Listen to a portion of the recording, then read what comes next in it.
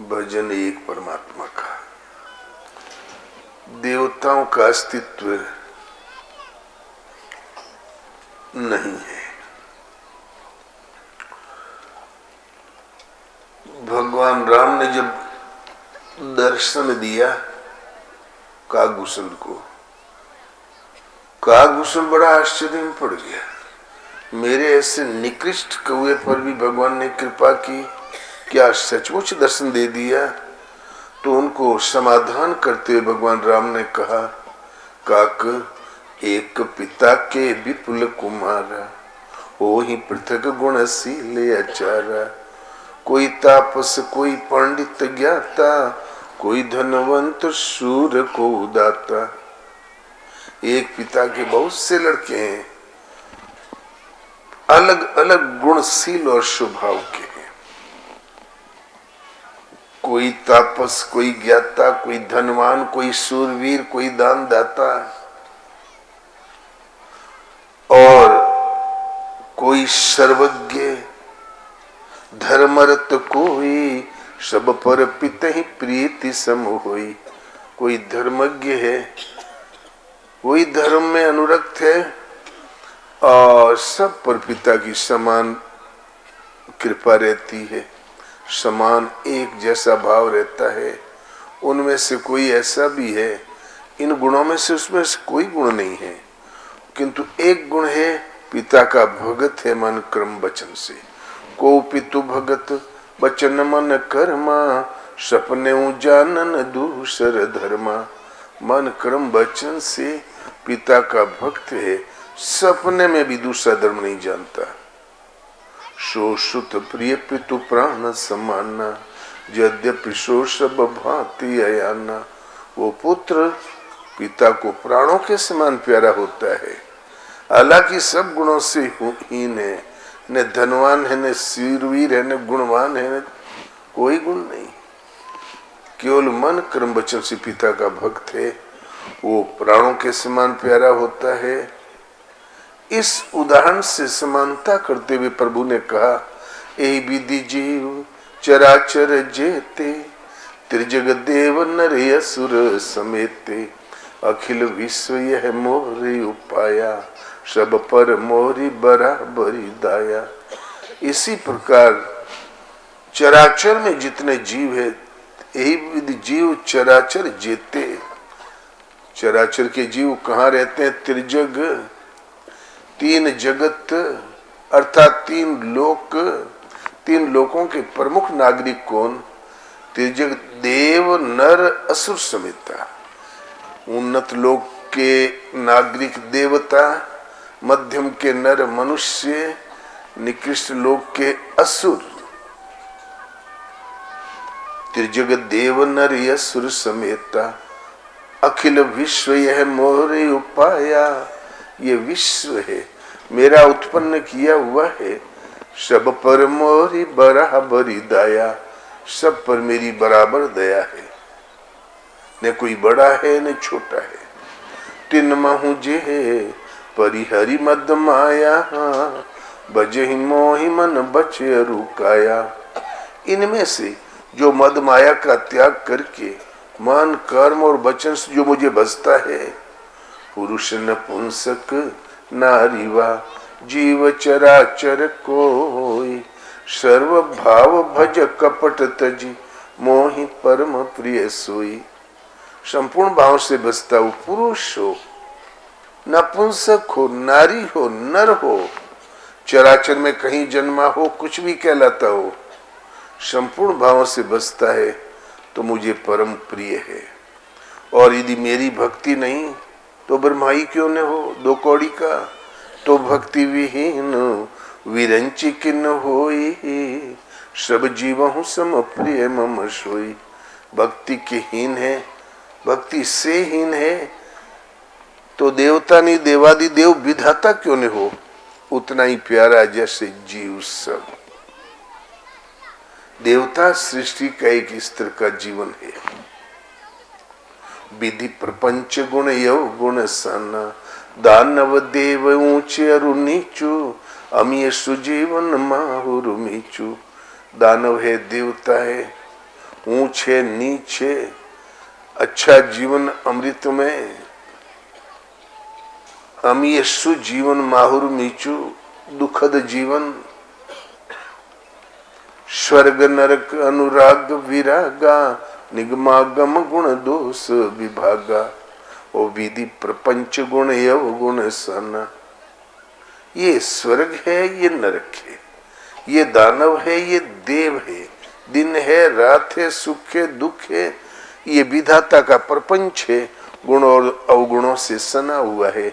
एक अवगुण की नामावली है नरक, गुण की नामावली है स्वर्ग, अवगुण की नामावली है दानव और सद्गुण की नामावली है देवता। ले है दोनों मिलाकर विधाता का प्रपंच। इनमें से हमने किसी की भी पूजा की तो हमने प्रपंच को हाथ लगाया, न कि भगवान को। इसलिए भजन एक परमात्मा का। धनुष लेके लक्ष्मण पहरा दे रहा था, वनवास का प्रथम दिवस था, और बाजू में आके केवट भी अपने कार्यों से निवृत्त हुआ बैठ गया। सिंगवेरपुर में राम और माता सीता जी को घास पर लेटे देखा तो भक्त का हृदय द्रवित हो गया। बोला, भैया लक्ष्मण, केकई दुष्ट है, केकई दुर्बुद्धि है, अपने ही फलते फूलते वंश वृक्ष पर कुठाराघात किया है। वो नीचे अभागिन है, भला ये विभूतियां घास पर लेट रही है तो विधाता ने सुंदर सैया की व्यवस्था व्यर्थ ही की है। लगा खरी खोटी सुनाने। लक्ष्मण ने कहा, नहीं भैया केवट, माता के कई का तो कोई दोष ही नहीं। कारण कि नहीं को जग सुख दुख कर दाता, निज कृत कर्म भोग सब भ्राता। जगत में किसी को सुखी कर दे, किसी को दुखी कर दे, ऐसा कोई आज तक जन्मा ही नहीं। अपने कृत कर्मों का भोग है ये जो ये घास पर लेटे हुए हैं। पिछली बार नारद की रक्षा करते हुए भगवान ने, नारद ने कहा, मैं श्राप दूंगा। बोले, नारद, तुम्हारे हृदय में मेरा स्वरूप है, कंठ पर मेरा नाम है, कमंडल में गंगा जल है, तुम किसी का सृष्टि में अनिष्ट कर ही नहीं सकते। साधुत्य होई न कार्य हानि, इंसान हटी करी हो पहचानी। तुम संत हो, तुम किसी का अनिष्ट नहीं कर सकते। बोले, मैं झांसे में आने वाला नहीं हूं, श्राप जरूर दूंगा। तो बोले, ठीक, फिर दे के देख लो। बोले, जा सोचा नारद, हमारा ब्याह बिगाड़ दिया, इन्हों के ऐसा झटका दूं कि इन्हों के ब्याह बिगड़ जाए। बोले, तुम मनुष्य की योनि पाओ और तुम्हारी औरत चोरी चली जाए, जैसे मैं रो रहा हूं तुम भी बुलुक बुलुक रो, शुशुक शुशुक के रो। बाबा ही थे, दया आ गई। और जो बंदर का मुंह हमें दिया है, ये बंदर आपकी सहायता करे। राम बोले, भगवान बोले, नारद, अवतार तो कभी न कभी लेना ही पड़ता है। एक बार हमें अवतार लेके शुअर होना पड़ा, शेर होना पड़ा, मछली होना पड़ा। बड़े भाग्य मानस तन पावा। मैं भाग्यशाली हूं कि मानव तन मिलेगा। पहला आशीर्वाद तुम्हारा कि मानव तन मिलेगा। दूसरा, परशुराम भी रड़ुआ, कपिल अवतार में भी शादी नहीं हुई, दत्त भगवान के अवतार में भी शादी से भेंट नहीं हुई, बैचुलर। भला मेरा ब्याह भी होगा। दूसरा आशीर्वाद, क्या कहा, चोरी जाएगी तो सुलक्षणा होगी, तब तो कोई चुराएगा। बेलना लेके रोजे एक झपड़ लड़ेगी तो उसको कौन रखेगा, उसको कौन चुराएगा। मूसल लेके रोजे हमला करे तो उसको कौन चुराएगा। भले लोगों के लिए सभी आंसू बहाते, मैं भी बहा लूंगा 2 आंसू। और दूसरा आशीर्वाद, और बानर सहायता करेंगे, मरकट मरेंगे और काटेंगे भी, शूरवीर भी होंगे, न तो उनके लिए वस्त्र का प्रबंध करना पड़ेगा, यूनिफॉर्म नहीं, न भंडार चेताना पड़ेगा कि हलवा घोटो सुबह आधी रात से सुबह तक। अरे बंदरों का तो भोजन ही पेड़ पौधा है। और नहीं, अस्त्र शस्त्र का प्रबंध करना पड़ेगा, मारेंगे भी काटेंगे भी।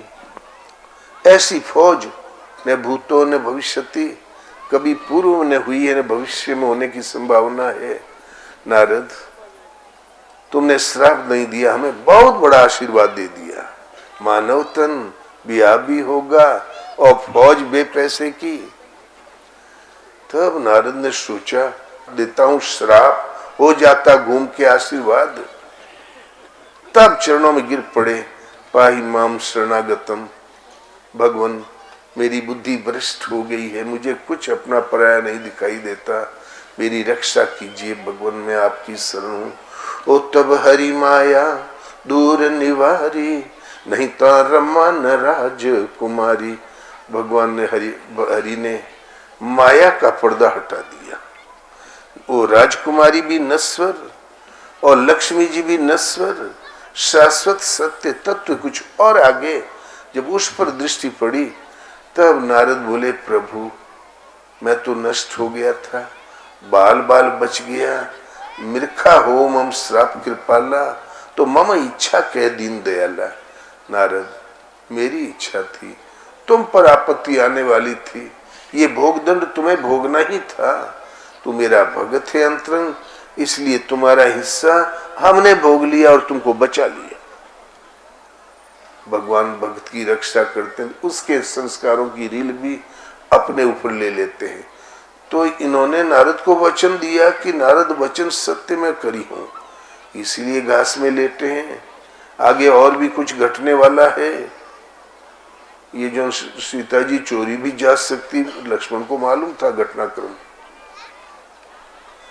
और भी कुछ होता, माता की कई का कोई दोष नहीं। नहीं को जग सुख दुख कर दाता, किसी को सुखी कर दे दुखी कर दे, ऐसा कोई जन्मा ही नहीं आज तक। निज कृत कर्म भोग सब भ्राता, अपने कृत कर्मों का भोग है भैया केवट। फिर संसार में है क्या? जोग माने मिलना, वियोग माने बिछुड़ना, तो जोग वियोग भोग भल मंदा, हित अनहित माध्यम ब्रह्म फंदा। हितेसी है अनहितेसी, भले भोग मंद भोग, हित अनहित माध्यम परम फंदा। और क्या चला गया राज?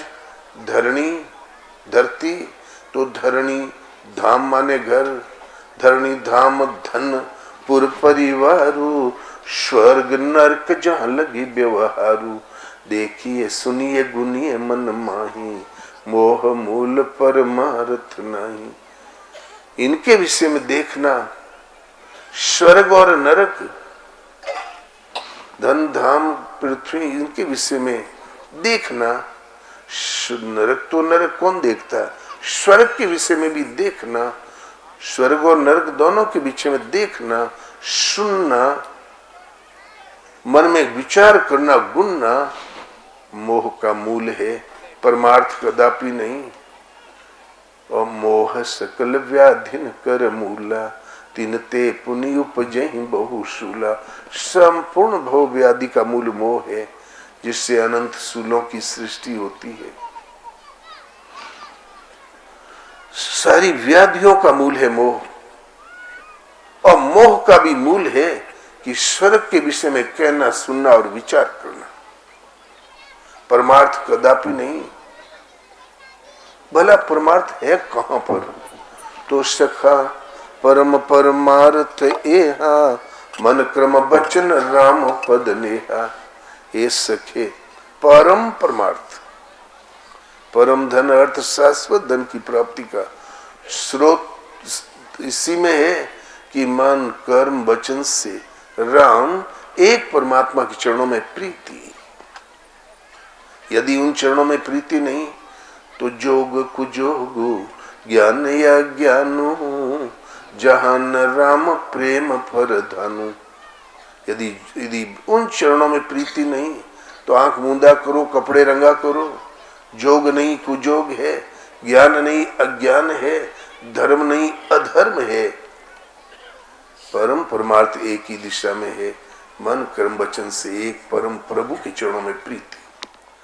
अनंत योनियां भोग भोगने के लिए है। किसी योनि में कोई नवीन आविष्कार आज तक नहीं हुआ। अभी बहुत से लोग फालतू बैठे बैठे गणित लगाते रहते हैं। बंदर से मनुष्य पैदा हुआ, सब तो भगवान ने बना दिया, मनुष्य बना ही नहीं पाया। लेकिन भगवान कह रहे मेरे तेज के अंश मात्र से सृष्टि का सृजन पालन परिवर्तन होता रहता है। प्रश्न अलग। यदि बंदर में ये प्रक्रिया है परिवर्तन की, तो जो जिंदे बंदर हैं उसको किसी को 12 आना मनुष्य होना चाहिए, किसी को 4 आना, किसी को 1 आना।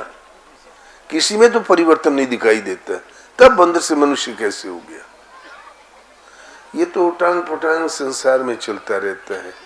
भगवान की महिमा को वो जानता है जो भगवान का चिंतन डूब के करता है। यह शुभ चरित जान पे कोई, कृपा राम की जा पर हुई। तो भजन एक परमात्मा का। और मनुष्य कर्मों का निर्माता है, रचयिता है। कर्मों का गुलाम नहीं, कर्मा का दास नहीं। तो कर्म प्रधान विश्व रचि राखा, जो जस करे सो तस फल चाका। विश्व की संरचना कर रखी है, जो जैसा करेगा वैसा फल चखेगा। गीता कहती कर्मानुबंधनी मनुष्य लोग के। केवल मनुष्य योनि में कर्मों के अनुसार बंधन तैयार होता है। शुभ करो तो शुभ बंधन, अशुभ करो तो अशुभ बंधन। मनुष्य कर्मों का गुलाम नहीं, निर्माता। दशरथ की विप्र श्राप से मृत्यु इसी जन्म की कमाई थी, पूर्व के संस्कारों में नहीं था। बाल्यकाल में जब थोड़ी दाढ़ी और मूंछ जामने लगी, राजकुमार ठहरा। धनुर्वेद पर जो हाथ रवा हो गया, हुआ सवेरा, उठाया रथ, पहुंच गया जंगल में। जहां कहीं शब्द वेदी बाण का अभ्यास सद गया दशरथ का। जहां चिड़िया ने कहा चिक चिक, सीधा बाण उसको लगा, पेड़ में टपक गई नीचे। मृगा बोला पिक, सीधा उसकी छाती में लगा बाण। कहीं बड़े जंगल में वृक्षों की ऊंची शाखाएं से जब बंदर बोला खाऊं खाऊं, मारा वो भी जमीन पर। शेर दहाड़ा तो सीधा बाण उसको लगा। एक बार दुर्घटना घट गई। बड़े सवेरे श्रवण कुमार घड़ा भर रहा था पानी का, और सकड़े मुंह का घड़ा। माता पिता के प्यासे थे उनके लिए। तो बुड़बुड़ बुड़बुड़ आवाज आई। दशरथ ने जब शब्द सुना, अनुमान लगाया कोई जंगली हाथी पानी सूंड से बुड़बुड़ा रहा है। मारा बाण श्रवण की छाती में लगा। जब आके देखा अपने शिकार को, दशरथ ने कहा विप्रवर, अनजाने में अज्ञान बस मुझसे महान भूल हो गई। श्रवण ने कहा युवराज, आपसे कोई भूल नहीं हुई। जो जन्मता एक दिन अवश्य मरता है, और हर मरने वाले का कोई न कोई निमित्त होता है। हो सकता मेरा निमित्त यही रहा हो। इसलिए आप मेरी चिंता छोड़ें। मेरे माँ बाप प्यासे हैं, उनको पानी पिला दे। अब वो मरणासन है। आप लोगों में से कोई होता तो यही कहता, तो चक्रवर्ती सम्राट का युवराज है, ये जितनी बड़ी बड़ी अस्पतालें सब तुम्हारी है, रथ तुम्हारे पास है, पहले हमको ले चल, मेरा उपचार करा। पापा मम्मी तो 2-1 दिन बगैर पानी में भी जिंदे रह जाएंगे। यही कहते हो और क्या कहते हो। लेकिन वो मातृ भगत पितृ भगत श्रवण अपने प्राणों की रंच मात्र चिंता नहीं, चिंता थी तो माता पिता के प्यासे होने की। घड़ा लेके गया दशरथ, हिला डुला के पानी का आभास कराया उन बुजुर्गों को। बोले श्रवण, तुम बोलते क्यों नहीं हो? हमें आशंका हो रही है, यदि तुम नहीं बोलोगे तो हम जल ग्रहण नहीं करेंगे। तब बोला युवराज दशरथ, बताया घटना। दोनों बिगड़ खड़े हुए, बोले नालायक युवराज, बगैर देखे बाण चला दिया। एक मातृ पितृ भगत को तुमने मार डाला। अब तू मुझे क्या, हम लोगों को क्या पानी पिलाएगा? पानी पिलाने वाला तो चला गया। जाओ, हम श्राप देते हैं। जैसे पुत्र वियोग में तड़प तड़प के हम मर रहे हैं, तुम भी तड़प तड़प के मरोगे, जा भाग यहां से। और दोनों बुजुर्ग ठंडे हो गए। श्रवण कुमार भी उधर ठंडा हो गया। दशरथ की करीब 350 रानियां थी और 3 पटरानियां थी, और बुढ़ोती में एक और पा गया कि कई। बुढ़ोती में जो ब्याह कर लेता है ना, तो उसको पालतू बंदर समझो। के कहीं ने इधर इशारा किया तो उधर हाजिर, उधर इशारा किया तो उधर हाजिर। एक बार और, किंतु न लड़का न लड़की, वृद्धावस्था आ गई। किंतु उन महापुरुष के आशीर्वाद फलीभूत हुआ। लड़के भी हुए 3 4, राम लक्ष्मण भरत शत्रुघ्न, और वियोग भी हुआ। जहां वियोग हुआ, राम बन जाने लगे, दशरथ की आंखें लटपटाने लगी। तब दशरथ बोला, कौशल्य, अब तो तुम भी नहीं दिखाई देती। श्रवण कुमार के माँ बाप मेरे सामने खड़े हैं, मेरा अंत काल आ गया। और राम राम राम राम कह के मर गए।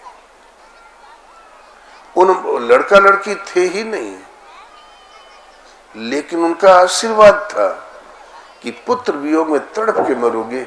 जब पुत्र होगा तब तो वियोग होगा। लेकिन पुत्र भी हुए, वियोग भी हुआ, तड़पे, मर भी गए। ये इसी जन्म की कमाई थी, पूर्व संस्कारों का कुछ नहीं। मनुष्य कर्मों का निर्माता है, तो कर्म प्रधान विश्व रचि राखा, जो जस करे सो तस फल चाका। द्रौपदी का 5 पति पूर्व जन्म के संस्कारों की रील में था। स्वयंवर हो रहा था, बड़े बड़े क्षत्रिय नरेश, जरासंध, दुर्योधन और पता नहीं जो रहे हों, सब अजमा रहे थे। मत्स्य वेदन नहीं कर सके। तब द्रुपद ने कहा, कोई भी वेद ले, क्या हमारी कन्या कुंवारी रहेगी? तो एक ब्राह्मण बालक आगे आया, कर्ण खड़ा हुआ, जहां निशाना साधा। द्रौपदी ने कृष्ण की ओर देखा, कृष्ण ने इशारा किया, बोले बोले सूत पुत्र के लिए मेरी बरमाला नहीं है। तो कर्ण बोला, राजकुमारी जी, अब ये बरमाला हाथी में सूख जाएगी, यहाँ कोई है ही नहीं जो इसका वेदन कर सके। अर्जुन पांडव भी प्रवेश में थे। अर्जुन को इशारा किया, भगवान को प्रणाम किया, चलने लगा। तो हलधर दाऊ बड़े लंठ थे, वो तो यादव रहे, वो प्योर यादव थे भी, उसको और बड़े मस्त बुद्धि के थे। बोले, कृष्ण, ये ब्राह्मण तुमको प्रणाम क्यों कर रहा है? बोले, दाऊ, वो ब्राह्मण जाने मैं क्या जानूं। बोले, तुम ठीक से क्यों नहीं बोलते हो? बोले, ठीक बोल रहा हूं दाऊ, वो जो प्रणाम कर रहा है ना, वो अर्जुन है। तो बोले, तो मोटका भीम होगा? बोले, हाँ, यही मैं कहने जा रहा था दाऊ। तब तो वो नकुल सहदेव, युधिष्ठिर बोले, हाँ। हलधर बोले न जाने लाक्षागृह में कब के भूंज के साफ हो गए, तुम्हारे सिर में पांडवी नाच रहे। कृष्ण मुस्कुराए, कुछ बोले ही नहीं। अर्जुन ने जन लक्ष्य वेधा, सीधा मछली को लगा।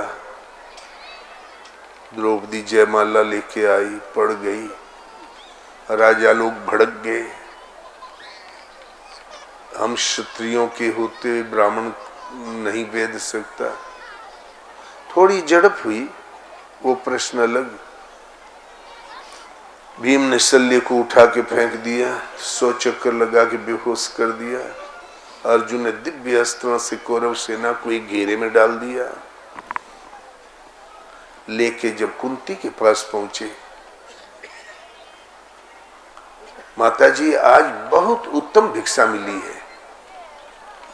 कुंती ने विचार किया, मेरे बच्चे जंगल में मारे मारे फिर रहे हैं। जब से लाक्षागृह का षड्यंत्र हुआ, कभी पेट भर भोजन नहीं मिला।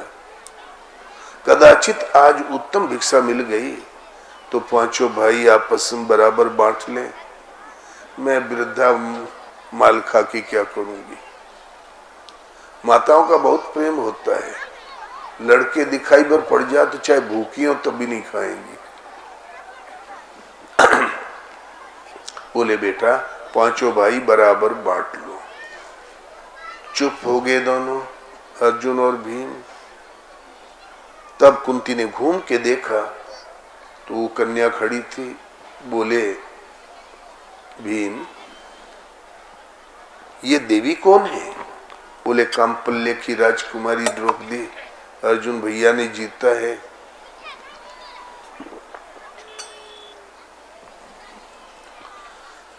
इसको तुम लोगों ने भिक्षा बताया, मैंने बगैर देखे आदेश दे दिया बांट लो। तुमने अपनी माताजी से भी विनोद किया, अब दिखाओ बांट के। इतने में युधिष्ठिर वगैरह आ गए। बोले भैया कोई उपाय करो, माताजी ने तो द्रौपदी के बंटवारे का आदेश दे दिया। युधिष्ठिर ने कहा पिता का प्यार तो हम लोगों ने जाना ही नहीं, क्यों पांडु जन्मते मर गए थे। वो माताजी के आदेश का उल्लंघन हम लोगों ने कभी किया ही नहीं। वो शुभ कहें चाहे अशुभ, शिरोधार्य, हमारी हिम्मत नहीं कि माताजी के आदेश में मैं कुछ फेर बदल कर सकूं। इतने में कृष्ण पहुंच गए। बोले केशव जल्दी उपाय करो, माताजी ने तो द्रौपदी को बांटने का आदेश दे दिया। कृष्ण ने कहा हाँ फुआ कुंती की बात तो माननी ही पड़ेगी। बोले प्रभु आप भी यही कह रहे हैं? बोले हाँ, इसका उत्तर स्वयं द्रौपदी है। पिछले जन्म में तपस्या करके भोलेनाथ आजीवन अखंड ब्रह्मचर्य व्रत का पालन करके मीरा की तरह भोलेनाथ की आराधना की पति प्राप्ति के लिए। जब भोलेनाथ ने दर्शन दिया, बोले पुत्री मांगो। बोले ऐसा वर हो संपूर्ण धर्मात्मा। बोले एवमस्तु। बोले भगवान सृष्टि में सबसे बलशाली। भोलेनाथ बोले तथास्तु, ऐसा ही हो। बोले प्रभु दुनिया का सबसे बड़ा धनुर्धर। तो बोले खुश रहो, ये भी ठीक। बोले प्रभु सबसे सुंदर। तो बोले एवमस्तु। बोले भगवान विद्वान और विनयी हो। भोलेनाथ ने कहा एवमस्तु। तुम्हें एक वर की जरूरत थी, तुमने 5 बार मांगा और भोलेनाथ ने 5 बार एवमस्तु कह दिया। पहला वरदान तुम्हारे तपस्या की कमाई, तुम्हारे कर्मों का फल। पहला वरदान युधिष्ठिर संपूर्ण धर्मात्मा। दूसरा वरदान है भीम, इनसे बलशाली इनके जीवन काल में कोई नहीं। तीसरा अर्जुन, इनसे बड़ा धनुर्धर कोई नहीं। चौथा नकुल, इससे सुंदर कोई नहीं। और 5वां विनयी और विद्वान सहदेव। जो तुमने मांगा है किसी एक व्यक्ति में गुण हो ही नहीं सकते। यदि धर्मात्मा है तो आप कितना अपराध करो क्षमा कर देगा। बलशाली है तो थोड़े अपराध पर 2 हाथ जड़ देगा, ये तो सब विपरीत मांगा तुमने। द्रौपदी, कर्मों का फल तो भोगना ही पड़ता है। यदि तुम्हारे कर्मों का फल है, नहीं जरूरत है तो फिर तपस्या करो, भोलेनाथ को खुश करो, हो गया सेटलमेंट। तो अवश्य में वो भुक्तव्यम कृतम कर्म शुभा शुभम। तो द्रौपदी के 5 कवि पूर्व जन्म की कमाई थी, आना ही था। ऐसे भी लोग संसार में पैदा होते हैं जिसके कर्म में कुछ लिखा ही नहीं। केवट जाति वर्ण सब भांति ही नीचा, जासु छाह छुई ले ये सींचा। जाति वर्ण सबसे नीच, उसकी छाया पड़ जाए तो वस्त्र सहित स्नान करो, फिर पवित्र हो जाओ। समाज ने तो एकदम वहां उतनी दूर बैठा रखा था, और विधाता ने भाग्य में रेखा भक्ति की लिखी ही नहीं थी। साधु समाजन जासो लेखा, राम भक्ति करता सुन रेखा। साधु समाज उसने देखा नहीं, राम भक्ति की तकदीर में रेखा नहीं, भाग्य में एकदम रिस्ट्रिकेट करके जन्मा दिया। भाग्य में भक्ति रेखा थी ही नहीं, लेकिन अपना भक्त शिरोमणि हो गया। कारण वो विचार में पड़ गया। नाव इस पार उस पार करते, घोंगा मछली मारते चबाते दादाजी मर गए। वही नाव इधर उधर करते, घोंगा मछली खाते हुए पिताजी कल मर गए। खटो खाओ और मर जाओ, क्या इतना ही जीवन है? उसने तुरंत विचार किया, उसकी समझ में आया शरण भगवान की जाना चाहिए। वो भजन में इस तरीके से डूब गया राम नाम में कि भूल गया, नाव चलाना भूल गया। भगवान को रास्ता बदल के आना पड़ा। तो राम कीन आपन जब ही ते, भयं भुवन भाजन तब ही ते। राम ने जिस पल अपना लिया, तीनों लोकों में पवित्र पुरुष था तो केवट, भक्त शिरोमणि था तो केवट। लोग किसी गरीब को अपनाते हैं तो कहते हैं तुम हमारे हो, वहां बैठो। भगवान ने ऐसा नहीं किया।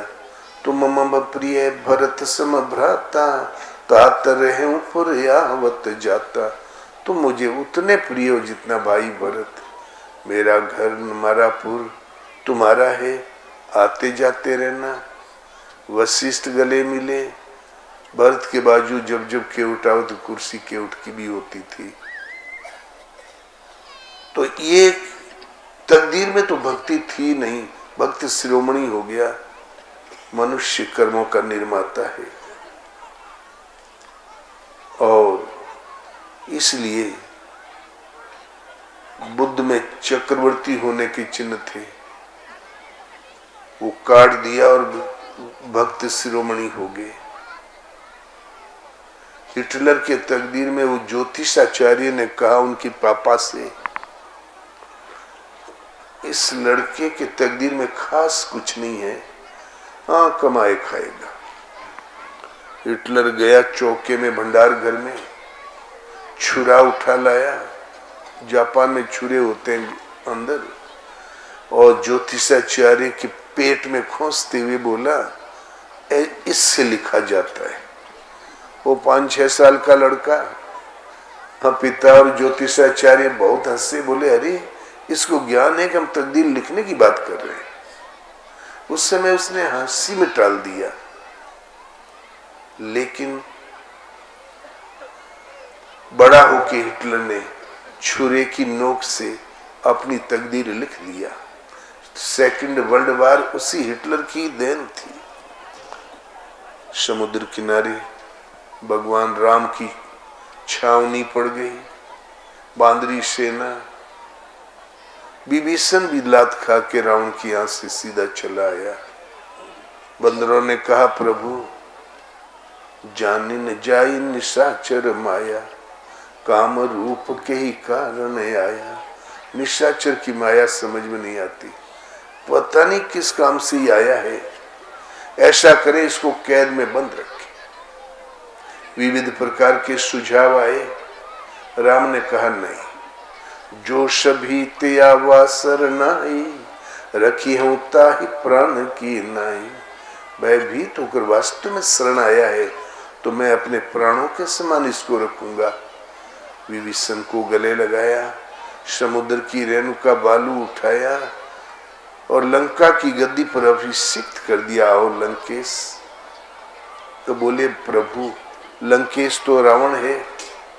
बोले उसकी आयु पूरी हो गई विभीषण जी, ये भार तो बाप ही को वहन करना पड़ेगा। विभीषण का सारा मलाल दूर हो गया। भगवान ने अपने बाजू में बराबर बैठने का आसन दिया। तब भगवान ने कहा विभीषण जी आप तो समुद्र पार आते जाते हैं, हमारी फौज कैसे पार हो, आप ही कोई उपाय बताइए। विभीषण ने कहा प्रभु आप समुद्र को सुखा सकते हैं, लेकिन नीति कहती है कि समुद्र की से प्रार्थना की जाए। भगवान राम ने कुश बिछा लिया, प्रार्थना करने बैठ गए। लक्ष्मण भड़क गया, आपे के बाहर हो गया। आज ही आया और उस रावण का भाई है जिसने माता सीता का अपहरण किया। इतना बड़ा विश्वास प्रभु ने कर लिया। भड़क गया लक्ष्मण, बोले प्रभु कादर मन कर एक सहारा, देव देवयाल से पुकारा, नाथ देव कर कौन भरोसा, शोखिए सिंधु करिए मन रोषा। कायर बुज़दिलों के मन को ढाढ़स देने का ये तरीका है, भाग्य है, तकदीर है, होनी है, लिखा होगा तो मिलेगा ही। ये बुज़दिल और कायरों के मन को ढाढ़स देने का तरीका है। समुद्र को सुखा डालिए, धनुष उठाइए। राम ने कहा लक्ष्मण ऐसा ही होगा, हमें जरा नीति का पालन कर लेने दो। और 3 दिन तो नीति का पालन किया। फिर कहा लक्ष्मण जरा धनुष बाण तो लाओ।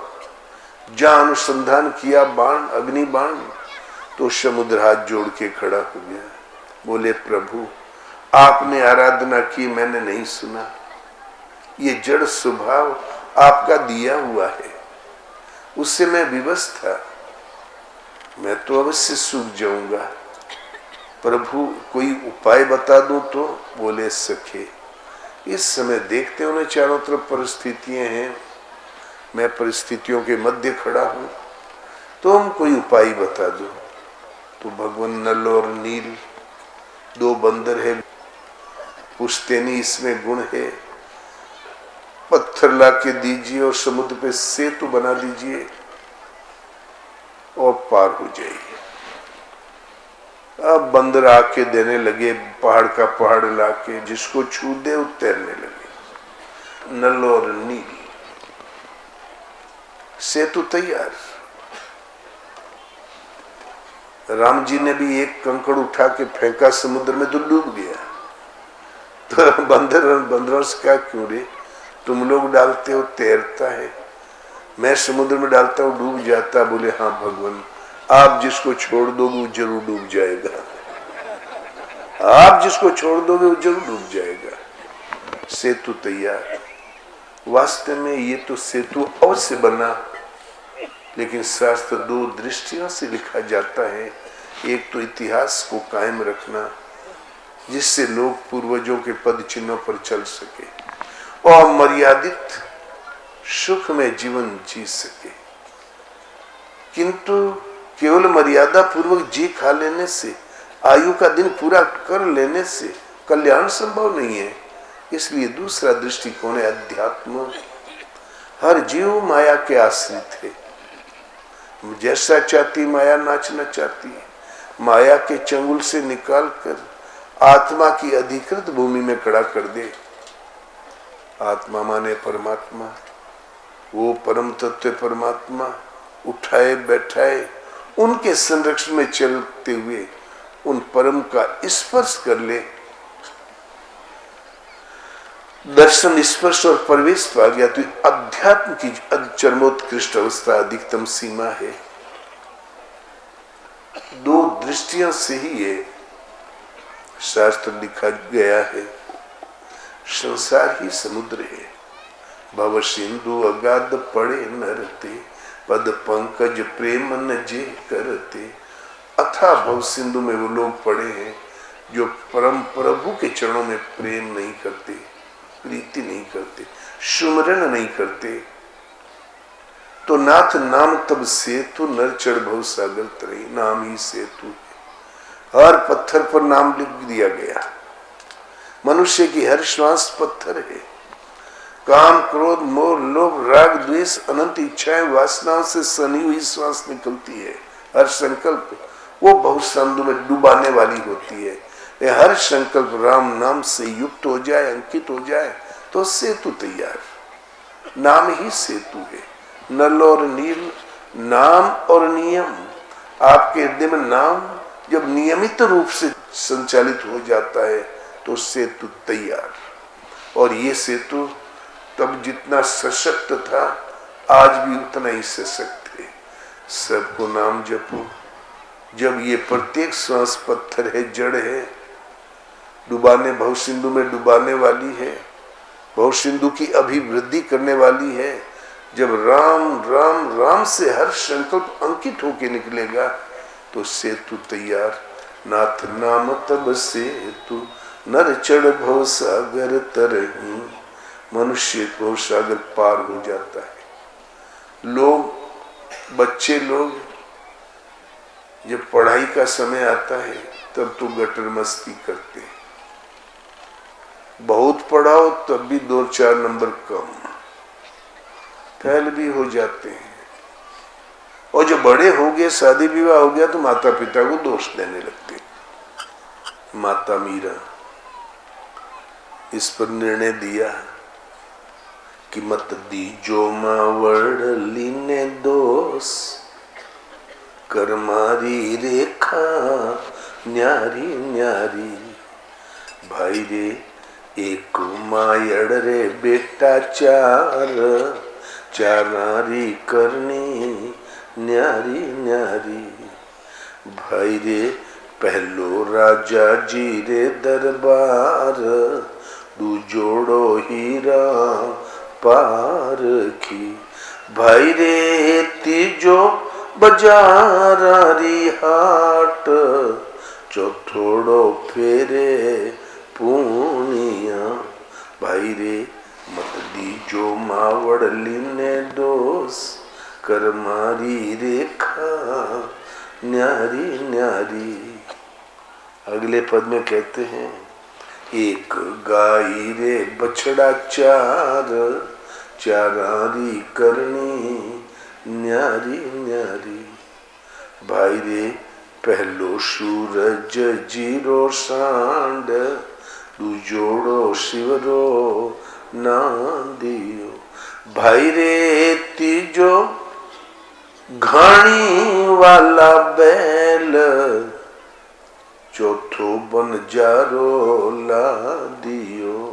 भाई रे मत दीजो मावड़ली ने दोष, कर मारी रेखा न्यारी न्यारी। भाई रे एक माटी रा बर्तन चार, चारारी करनी न्यारी न्यारी। भाई रे पहलो मैं दहीड़ो बिलोय, दू जोड़ो शिवरी झारिया। भाई रे तीजो पनिहार्या रे शीस, और चौथोड़ो मिर्दम बाड़ियो। भाई रे मत दीजो मावड़ली ने दोष, कर मारी रेखा न्यारी न्यारी। भाई रे एक बेल रे तुम्बा चार, चारारी करनी न्यारी न्यारी। भाई रे पहलो सतगुरु जी रे हाथ, दूजो जल जमना भर्यो। भाई रे तीजो तंबूरारी बीन, चौथोड़ो भिक्षा मांगियो।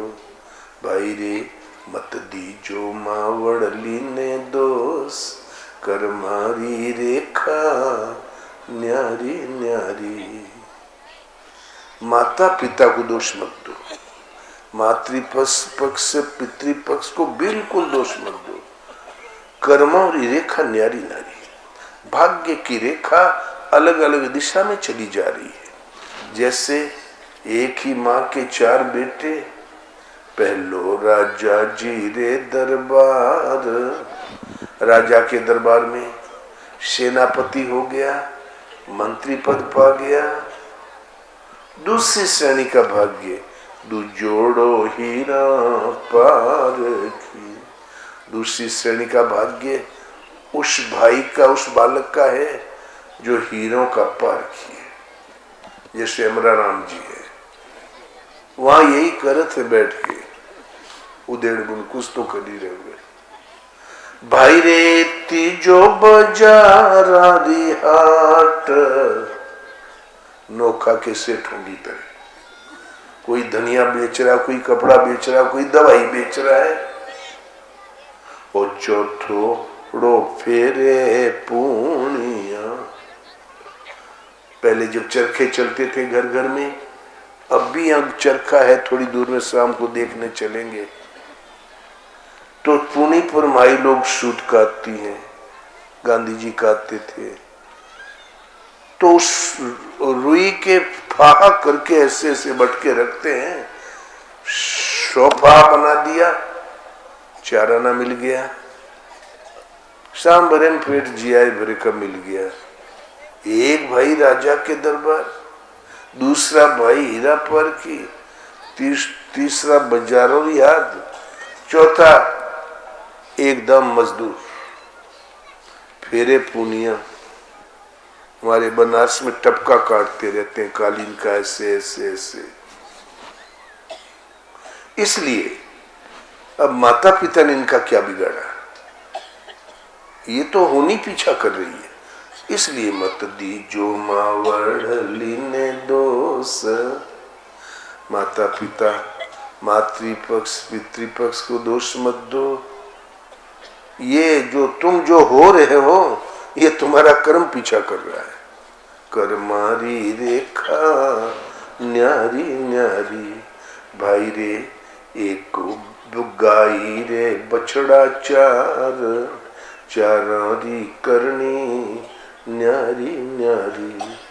एक गाय के 4 बछड़े, एक काठी के 1 सान के चारों, लेकिन भाग्य रेखा अलग अलग दिशा में जा रही चारों की।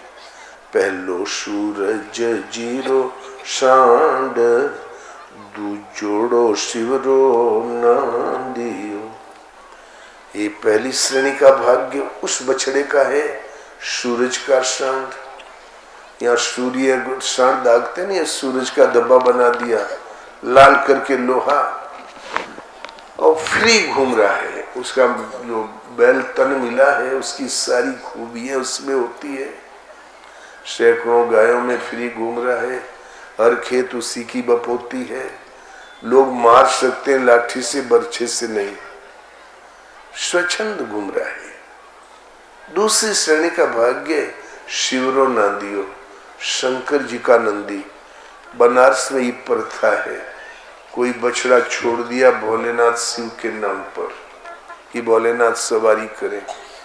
अब सैकड़ों घूम रहे हैं गलियों में बनारस में, शिवरो नांदियो, शंकर जी के नाम पर छोड़ देते हैं, दिन भर करते रहते हैं छोटे छोटे। कोई आदमी आया तो मार दिया मूड़ी। इसलिए वो कहावत बन गई, 4 चीज खतरनाक, राण साण सीढ़ी सन्यासी, इनसे बचे तो सेवे काशी। इनकी बंदा दूजो शिवरो नांदियो, भाई रे तीजो घाणी वालो बैल। आज से 50 साल पहले घाणी ओशिया में कभी कभी उंगली पकड़ के हम भी पीछे पीछे चले जाए। एक सकुरिया करके तेली था, होगा बेचारा है, कोनी, तो उसको कोलू में बैठा रहे, बैल हाका करे, तेल फेर ले, तेल दे दे। अब वो घानी वालों बैल कोल्हू का बैल सुबह से शाम तक 50 कोस की जर्नी हो गई, 15 फीट की कोठड़ी के अंदर बाहर झांका भी नहीं। ये माता पिता ने उसको ये तकदीर नहीं दिया, उसका भाग्य खींच के यहां ले आया। जैसी हो भव तबियता तैसी मिले सहाय, आपन आवे ताही पर ताही तहां ले जाए। आसन मारे क्या भया, कबीर कहता है आसन मार लिया तो क्या हो गया। मुई न मन की आस, मन तो हवा से बात कर रहा है, ऐसा हो जाए ऐसा हो जाए। मुई मरी नहीं मन की आस, जू को लो के बैल को घर ही कोस 50। शरीर का आसन मारने से क्या होता है। आसन का मतलब होता है मन जब स्थायित्व ले ले। ये प्रश्न अलग। भाई रे तीजो घणी वाला बैल, और चौथो बन जा रोला दियो। अटक से कटक तक जहां बछड़े ने होश संभाला, 2-4 दांत हुआ, बोझा पीठ पर आ गया, और बोझा तब उतरेगा जब मर जाएगा। पहाड़ों की चोटियों पर, रेगिस्तानों पर नमक सारी सामग्री। उस समय ये मशीन युग नहीं था, ट्रक नहीं थे, रेलें नहीं थी। माल आदान प्रदान करने का माध्यम बैलों की पीठ थी।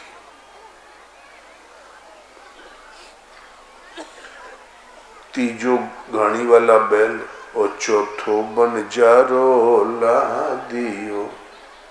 एक सूरज का चांद, दूसरा शिव की नंदी। औलाद खाता रहता लेकिन जिंदा तो है। कोल्हू का बैल और बंजारा ला दियो। एक बार अटक से कटक तक जर्नी कर लिया उसने, आयु के दिन पूरे हो गए। इसलिए ये माता पिता, जिस गाय का बछड़ा उसने तो कुछ किया नहीं, तो मत दीजो मावड़ली ने दोष मत दो। भाग कर मारी रेखा न्यारी न्यारी। भाई रे एक माटी रा बर्तन चार, कुम्हार माटी का बर्तन बनाता है। एक मट्टी का बड़ा पिंड तैयार किया, 4 भागों में बांट दिया, और 4 बर्तन तैयार कर लिया। निर्माता एक, मट्टी एक। एक माटी रा बर्तन चार, चारारी करनी न्यारी न्यारी। उनकी करनी अलग अलग दिशा में जा रही है। भाई रे पहलो में दहीड़ो बिलो, या दूध दही मक्खन से सराबोर रहेगी। माखन निकाला जाता मत के, क्या कहते हैं, बिलौना क्या। हाँ। और दू जोड़ो शिवरी झारिया। दूसरा शंकर जी के ऊपर नीचे एक छेद करके डोरा डाल के टप टप पानी टपकता रहता, शिव की झारी। हाँ, ऑपरेशन तो हुआ बेचारे का, फिर भी भले है, जिंदा तो है। रूप भाई रे तीजो पनिहारी शीस, चौथोड़ो मृदम बाड़ियो। तीसरा पनिहारों की शीश। अब जल की व्यवस्था हो गई है, फिर भी जहाँ अभाव है तो माइलों पानी भरती है। घड़े पर घड़ा, घड़े पर घड़ा, घड़े पर घड़ा, ऊपर लोटा रख दिया, हाथ छोड़ के झूम के चली जा रही है। उस घर में जिंदगी में डॉक्टर कभी नहीं गया। ये तो खुद अपने जबरदस्ती बीमारी बुला लिया। सुथार लोग कमा रहे वहां, यहाँ बैठ के बढ़िया बढ़िया छानत है, बैठे बैठे हो गए रोगी। अरे इन लोगों को चाहिए, कमाने वालों को कमाने दो, तुम भी कमाई करो, स्वास्थ्य की रक्षा के लिए पनघट में जरूर जाओ, जरूर आओ। 4 खेवा डाल दोगे तो परिश्रम पूर्ण भोजन हजम, रोग बाहर। शरीर में रोगों को वहन करने की क्षमता परिश्रम से आती है।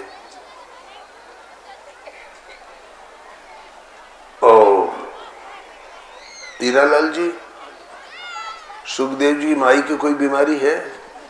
अब नहीं है ना। हमने कहा परिश्रम करो।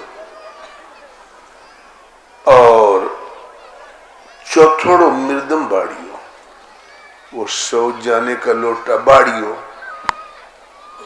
शौच जाने का जो पात्र होता है, हड़िया हाड़ी, उसको कहते हैं बाड़ियो। सोच गए, लाके रख दिया, फिर कोई गया, फिर लाके रख दिया। साल 2 साल में जब तक फूट नहीं गया तब तक लोगों का यही सेवा करता रहता है। क्या माँ बाप ने दिया था? क्या उस कुमार ने ये दुर्दशा की थी? ऐसे ही कर्मारी रेखा न्यारी न्यारी। अंत में कहती है मीराबाई, एक बेल रे तुम्बा चार, चारारी करनी न्यारी न्यारी। एक बेल के 4 तुम्बे लग गए, बढ़िया गोल मटोल फर्स्ट क्लास।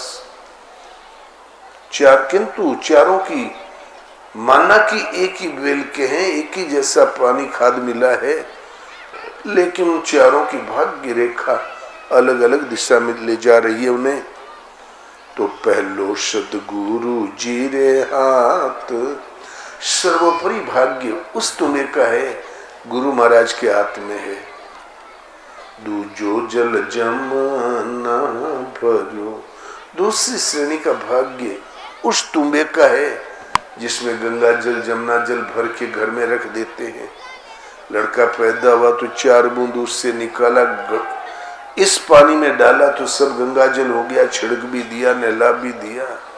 कोई बुजुर्ग चल बसे तो उस तुम्बे में से निकाला पानी, गंगा जल जमुना जल, इस घड़े भर में डाला तो पूरा जमुना जल हो गया, गंगा जल, और फिर नहला दिया।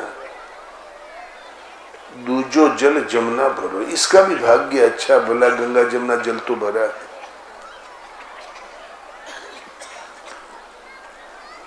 पहलो सदगुरु जी रे हाथ, दूजो जल जमुना भरो। भाई रे तीजा तंबुरारी बीन, चौथोड़ो भिक्षा मांगियो। तीसरा तंबूरे की बीन, ये महात्मा जी बजाते ना तंबूरा, ये तुम्बाई है नीचे, रात दिन खोपड़ी पर झन झन झन झन। अभी ये भी कोई जिंदगी है? ध्वनि प्रदूषण से तो दिमाग खराब हो जाता है, और आधा कट भी गया। और चौथा तुम्बा भिक्षा मांगियो, माता जी भिक्षाम देही, बच्चे सुखी रहें, राम जी सहाय करें। एक मांगने वाले कह रहे थे, रामचंद्र जानकी जय बोलो हनुमान की। कुछ न कुछ भगवान का नाम लेके भिक्षा मांग रहा है। इसीलिए मत दीजो मावड़ लीने दोष, कर्मारी रेखा न्यारी न्यारी। एक जाट 200-400 गाय थी, भैंस भी थी, मस्त माले मस्त भैंस चराया करे, गाय वाई। एक दिन बोला मैं राबड़ी नहीं खाऊंगा, तो घर वाले बिगड़े बेवकूफ।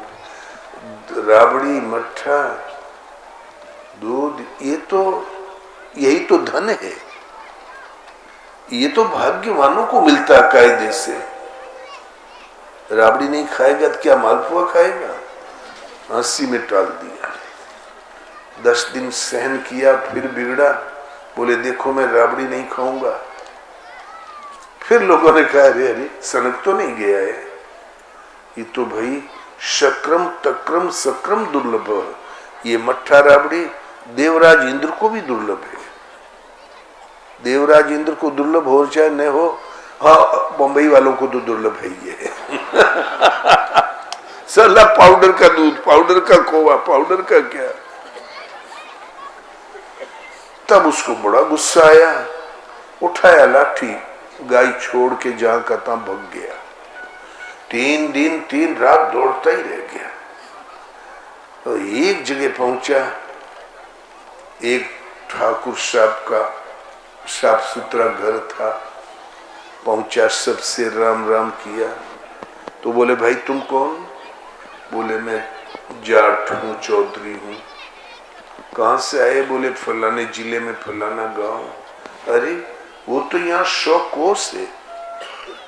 कब चला? बोले आज 3रा दिन। बोले 3 दिन में 100 कोस चला है यार। बोले मैं रात दिन दौड़ता ही रहा हूं। बोले तुम आए क्यों? बोले आफत के मारे। तो वो बोले ठाकुर साहब, उनके कार्यकर्ता बोले तुम चिंता मत करो, ये जो हमारे ठाकुर साहब इनकी रिश्तेदारी है वहां भी है, तुम्हारी आफत दूर कर दी जाएगी, तुम रहो। सोचा फसल का मामला है और ये धरा धरा अच्छा जवान मिल गया, काम करेगा। जब भोजन का समय आया तो थाली भर के राबड़ी, आजू बाजू चटनी, अचार, सब्जी। राबड़ी को देखते ही एकदम भौएं तन गई उसकी। बोले तय कहां से? अरे हम 100 कोस छोड़ के आए, हम उससे अच्छा रास्ता जानती थी क्या? छू के देखा तो गरम। बोले हे भगवान, इतनी स्पीड से आई, ससुरी ठंडी भी नहीं हुई। इतने नदी नाला पड़े, ससुरी घुल भी नहीं गई। तो लोगों की निगाह पड़ी। बोले क्या बड़बड़ा रहा है? तो बोले ये राबड़ी हमारा पीछे से पौधर लगा के पीछे पीछे पहुंच गई। सब समझ गए राबड़ी से उब के आया है। बोले तुम चिंता मत करो, तुम्हें राबड़ी नहीं मिलेगी, अब रहो। बोले जब राबड़ी यहाँ है, हमारा पांव सुंगत सुंगत पहुंच गई यहाँ पर, तब जब यहाँ है तो क्यों नहीं मिलेगी? जब यही कर्म में लिखी है तो मैं जाता हूं अपने घरे। उठाया लाठी, घर चला तो कर्म कमंडल कर गए। तुलसी जहां लगी जाए, सरिता सागर कूप जल, बूंदन अधिक समाये। कर्म एक कमंडल है, पात्र है, ये हाथ में लिया। कमंडल यदि ये है, समुद्र में डुबाओ, लेके चलोगे तो एक बूंद ज्यादा नहीं मिलेगा तुम्हें। हैंडपंप में भर लो, कुएं में भर लो, नदी में भरो, समुद्र में डुबाओ, आपके हाथ उतना ही लगेगा जितना आपके पास पात्र है। तो भाग्य कर्म एक कमंडल, जितना है उतना ही लगेगा। राबड़ी ने पीछा नहीं छोड़ा। ये तो एक उदाहरण मात्र है। इसी राजस्थान में एक भला आदमी फंस गया, तो वो 15-20 किलोमीटर जिंदा था, जीने की आस में चलता ही रह गया, प्यास से बेहाल। इतने में एक कुआं दिखाई पड़ा। तो बोले भाई प्यास के मारे प्राण जा रहे हैं, जल्दी पानी पिलाओ। वहां 4 लड़कियां पानी भर रही थी। तो एक ने कहा आप कृपया अंजलि रोपे, धोबा ठीक करे। तो उसने जब पिलाने लगी तो दूसरी लड़की ने कहा मुसाफिर, इसके हाथ का पानी मत पियो, जिंदगी भर पछताओगे, मेरे हाथ का पियो। बोले आप कौन? बोले ये है बुद्धि। बुद्धि का कौन ठिकाना? सुबह सही है, दोपहर में बिगड़ गई, दोपहर सही तो शाम के बिगड़ गई। बोले आप कौन? बोले मैं विद्या। बगैर विद्या की बुद्धि किस काम की? विद्याविहीन तो पशु के समान होता है। जब उधर अंजलि रोपा तो तीसरी ने ललकारा, बोले मुसाफिर मत पियो, बहुत पछताओगे, हमारा पियो। बोले आप कौन? बोले मैं लक्ष्मी।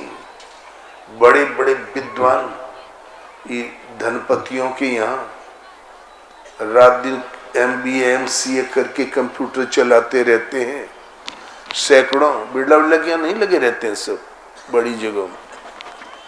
तो विद्या भी कोई खास नहीं, और विद्या होती है लक्ष्मी कमाने के लिए। मैं हूं लक्ष्मी। जब उधर अंजलि रोपा तो चौथी बोली मत पियो, जन्म भर पछताओगे। ये लक्ष्मी है चंचला, कभी विष्णु के यहाँ, कभी कहीं, कभी किसी के यहाँ, इसका कौन भरोसा। फराशो झरा बराशो बुताना, ये बड़े बड़ी स्टेटें ठहर गई, धूल में मिल गई। लक्ष्मी का क्या ठिकाना। तुम मेरा पानी पियो। बोले आप कौन। बोले मैं होनी, प्रारब्ध भाग्य। उसने फिर होनी का पानी पिया। तो इस जीव की प्यास न लक्ष्मी से बुझती है, न विद्या से, न बुद्धि से। होनी को सुधारो, और होनी माने प्रारब्ध, और प्रारब्ध का पानी पियो। प्रारब्ध सुधारने का एक ही तरीका है, एक परमात्मा की शरण, उनके नाम का जाप। तो मंत्र महामणि विषय ब्याल के, मेटत कठिन कुअंक भाल के। मंत्र एक महान मणि है, विषय व्याल, विषय रूपी विस्तर के, असाध्य कुअंक, घोर नरक और यातना कर्म में लिखिए मिट जाएगी, सुअंक अंकित हो जाएंगे। मनुष्य भाग्य का निर्माता है, गुलाम नहीं। भाग्य जिस उपाय से बदलता है वो है केवल एक प्रभु की शरण, जो उन्हें पुकारे उस नाम का जाप। जो आस्ते आस्ते नाम मन के अंतराल में मन को अपने अंतराल में रोकने की अवस्था में पहुंचता है, तो साधारण नाम मंत्र की श्रेणी प्राप्त कर लेता है। प्रश्न अलग संक्षेप में कहा, आप नाम का जाप करें, असाध्य कुअंक, मृत्यु जीवन में बदल जाएगी, दुख सुख में बदल जाएगा, और मोक्ष मिलना ही मिलना है, क्योंकि ईश्वर पथ में बीज का नाश नहीं है। होनी का पानी पियो सब जने, एक प्रभु की शरण होकर। धर्म शास्त्र आपका गीता है, सबके पास होना चाहिए, कल बिगड़ने न पावे। अब कल की बात बना ले रे, जो बीती बीत गई, दुनिया की रीत यही। कल की बात बना लो। बात बनाने का मन दुर्लभ मानव तिन मिला है, तो मनुज देह सुर साधु सरात, सो सले सिए पी के। काम क्रोध लोभ मोह भूख प्यास सबके पास है, हर जीव में विशेष वस्तु है तो हरि भगवान के चरण कमलों में स्नेह करने की इसमें क्षमता है। भगवान ये अमर कथा क्या है। भगवान शिव ने पार्वती को अमर कथा अमरनाथ में सुनाई थी। सब संसार मरण धर्मा है, कल का भरोसा नहीं। उन्हीं भगवान शिव ने कहा, उमा कहूं मैं अनुभव अपना, सत्य हरि भजन जगत सब सपना। सत्य हरि और हरि का भजन है, जगत तो एक सपना है। जैसे सपना घड़ी दो घड़ी का, ये सपना 80-85 साल का और क्या। फिर सोईपुर पाटन बहुरी ने देखा आई, न चाहते भी लोग अपने स्वजनों को शमशान पर सुला आते हैं, गंगा में प्रवाह कर देते हैं। स्वप्नवत है संसार। इस मरण धर्मा सृष्टि में अमृत प्रदान कर दे, सदा रहने वाला जीवन, सदा रहने वाला धाम और शांति प्रदान कर दे, वो है अमर कथा, वो है गीता। भगवान कहते हैं इस अविनाशी योग को आदि में मैंने सूर्य से सुनाया। कहा सूर्य ने महाराजा मनु से कहा, महाराजा मनु से जायमान होने से आप लोग मनुज कहलाते हो। जय माने उससे जायमान, उसका और पुत्रों की वंश परंपरा में है ये संसार। यदि वो राजा थे, राजपूत तो राजा ही थे, और राजा के लड़के पैदा हो गए तो क्या कहलाएंगे? भंगी कहलाएंगे, राजपुत्री तो कहलाएंगे। आप सब राजकुल उत्पन्न हो, फिर धंधा पानी जैसा किया नाम पड़ गया, सुधारने लगे तो सुधार, सुधार माने किसी वस्तु को सुडोल बना देना है, तो सुधार हो गया सुधार। ऐसे ही रामचरितमानस भी एक अमर कथा है जो अमृतत्व प्रदान कर दे। उसका नाम हम लोगों की भाषा में ब्रह्म विद्या है। उसी के सहारे योग साधना आरंभ से अंत तक चलती है। जो साधक जो आ जाता है हमारे खेमे में, उसको अवश्य मिल जाती है। अनाधिकारी सुनी के क्या कर लेगा उसके। ये ब्रह्म विद्या के बारे में जानने की मेरी इच्छा है। जीवन दर्शन में पढ़ा है, ये अधिकारी के लिए है। आप सुनने की इच्छा है तो अधिकारी हो जाओ ना, कौन मना करता है। वो अधिकारी हो जाओ। जब अधिकारी के लिए है तो अधिकारी की श्रेणी में आना ही पड़ेगा। शंकर जी ने जब अमर कथा सुनाई थी तो डमरू बजा दिया, कोई पक्षी भी न सुने। तो एक अंडा था, कथा शुरू होते ही अंडा फूट गया। वो बच्चा बैठ के सुन रहा था। प्रहलाद ने पेट में ही विष्णु भक्ति सीख लिया, अष्टावक्र ने वेद सीख लिया। ये नवजात, ये शिशु शुक ने विधिवत कथा सुनना शुरू किया। कथा के अंतिम छोर पर पहुंचते पहुंचते पार्वती को झपकी आ गई। जहां नींद आई उसने, अब तक तो हूं हूं कर रही थी, बोले ऐसा हुआ, बोले उसने हूं करना बंद कर दिया। तब सुग्गा हुंकारी भरने लगा, बोले कथा जब पूरी हो गई तब भोलेनाथ ने कहा, क्यों पार्वती तुमने एकाग्रचित होकर कथा श्रवण किया? तो बोले भगवान वहां तक तो याद है, आगे लगता मुझे नींद आ गई। तब फिर हूं कौन कर रहा था, हुंकारी कौन भर रहा था? जरूर यहां कोई है। उठाया त्रिशूल। शुक अमर कथा सुन चुका था, वो मर नहीं सकता था। त्रिशूल ने 12 साल पीछा किया, त्रिशूल का प्रभाव हट गया। तब वही उस कथा के प्रभाव से सुखदेव मुनि के रूप में प्रकट हो गए। अमर कथा मरण धर्मा मनुष्य को अविनाशी पद प्रदान कर दे, अमृत कर दे, सदा रहने वाला धाम प्रदान कर दे। तो जब अधिकारी के लिए है तो आपको प्रश्न होना चाहिए कि अधिकारी कैसे बने। यमराज ने नचिकेता को कौन सा ज्ञान दिया था? यमराज के पास पूरा ज्ञान तो था ही नहीं, लेकिन नचिकेता को आत्मदर्शन की विधा उसने बताई। आत्मा, परमात्मा, ईश्वर, भगवान एक ही परम प्रभु के विविध एंगल से विविध नाम है। संपूर्ण नाम भगवान का नहीं, आत्मदर्शन की विधि बताई थी। और जो गीतोक्त विधि है, एक सीमा तक उसने सिखाया। जब भजन करने लगे तो फिर उसको आगे राह मिल गई। ये किसकी चिट्ठी है? और पूज्य श्री गुरुदेव भगवान से प्रार्थना है कि एक शास्त्र में आया है कि गुरु की कोई आवश्यकता नहीं है, राम राम करने से कल्याण हो जाएगा। अन्य शास्त्र में लिखा है कि गुरु के बिना कल्याण नहीं होता है। कृपया इस पर प्रकाश डालें। सरल सी बात है। जो मूल धर्म शास्त्र है वो है गीता, और गीता के होते हुए कोई संप्रदाय, कोई रूढ़ी, कोई मजहब गठित हो ही नहीं सकता। मनुष्य को भटकने नहीं देती गीता।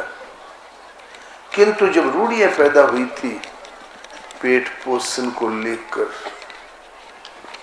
भौतिक समृद्धियों को लेकर, धर्म को ढाल बनाकर, उस समय ये घोषित कर दिया गया कि गीता घर में रखना पाप। गीता घर में रखोगे तो लड़का साधु हो जाएगा। ये तो सन्यासियों के लिए है। बुढ़ोती में पानी कौन देगा? मरने के बाद पिंडदान कौन करेगा? और तुम गड्ढे में पड़े पड़े भूखे मर जाओगे मरने के बाद। हिंदुओं के पुरानिया ऐसे होते हैं, इनकी मुक्ति तो कभी होने ही नहीं चाहिए। जब कोई उन्हीं के वंश में जन्मा पिंडदान करता है तो पूर्वज, माता पिता, दादा परदादा फूल के एकदम कुप्पा हो जाते हैं। और पिंडदान यदि बंद कर दिया तो सूख के सुई की नोक के बराबर हो जाते हैं। 1000 पीढ़ी बाद किसी ने पिंडदान किया तो फिर फूल के कुप्पा हो जाते हैं। हम बोले वारे हिंदुओं के पुरानिया, कल्याण तो कभी है ही नहीं। अर्जुन ने कहा, अर्जुन इसी धर्म को जानता था, पिंडोदक क्रिया लोप हो जाएगी। भगवान ने कहा, अर्जुन ये घोर अज्ञान, भयंकर अज्ञान तुझे कहां से उत्पन्न हो गया, ये फिर बताएंगे। इसीलिए ये शास्त्र दाम्भी ने निजमति कल्पी करी, प्रकट किए बब पंथ। कलिमल गर्षे धर्म सब, कलिमल ने सब धर्मों को गर्ष लिया, खा गया, वो है ही नहीं। लुप्त भये सदग्रंथ, सदग्रंथ लुप्त हो गए। दम्भी ने निजमति कल्पी करी, प्रकट किए बहु पंथ। बहुत से मत मतांतर खड़े कर दिए। हर मत मतांतर का एक गुरु। इसलिए बहुवाद, बहुत संप्रदाय, मजहब। गीता पर यदि प्रतिबंध नहीं लगा होता तो ये मुसलमान ने होते, ईसाई ने होते, जैन बुद्ध ने होते। गीता आपका धर्म शास्त्र एक ही है। एकम शास्त्रम देवकी पुत्र गीतम, एको देवो देवकी पुत्र एव, एको मंत्रस्तस्य नामानि यानि, कर्माप्येको तस्य देवस्य सेवा। वेद व्यास ने 4 वेद लिखे, शास्त्र का सम्मान नहीं दिया। वो उपनिषद भी, उन्होंने ब्रह्म सूत्र की रचना की, उन्होंने संपूर्ण महाभारत लिखा, उन्होंने ही गीता लिखा। फिर उन्होंने स्वयं निर्णय दिया, इतना कुछ लिख डाला कि मनुष्य उलझ जाएगा, ये सही कि वो सही में, पढ़ेगा तो पढ़ता ही रह जाएगा। वो वस्तुतः इसमें संपूर्ण धर्मशास्त्र कौन है? एकम शास्त्रम देवकी पुत्र गीतम, एक ही शास्त्र है, देवकी पुत्र भगवान ने श्रीमुख से गायन किया गीता। उसमें क्या सत्य बता दिया? एक ही देव है, जो भगवान कृष्ण ने उस गीता में जो सत्य बताया वो आत्मा अर्थात परमात्मा। कैसे पुकारें? एक ही नाम है ओम। अर्जुन ओम का जाप कर मेरे स्वरूप का ध्यान धर। और यदि दुर्लभ मानवतर मिला है तो कर्मा पे को तस्य देवस्य सेवा, तुम्हारा कर्तव्य पथ एक ही है, उस परम देव परमात्मा की, गीतों में वर्णित परमात्मा की सेवा, उनका सेवन करो, हृदय में धारण करो, यही सेवा है। सेवा का अग्रिम चरण वही होगा। बोलो श्री गुरुदेव भगवान की जय।